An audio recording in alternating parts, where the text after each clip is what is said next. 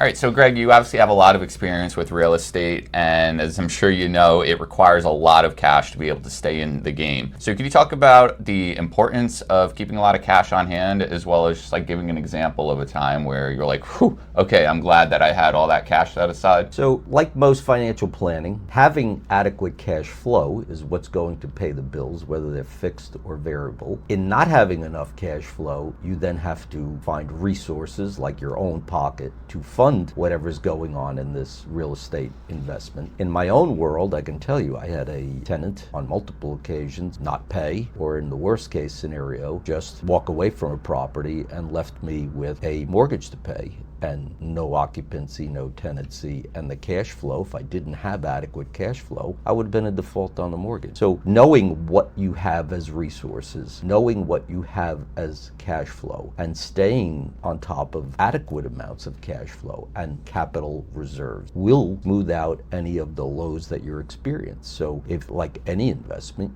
you're in it for the long run, you have to expect things to go sideways, and if you're not prepared for them, they will take you down. You will not be a successful investor, and when one thing goes wrong with one property, it's going to be a snowball down a hill.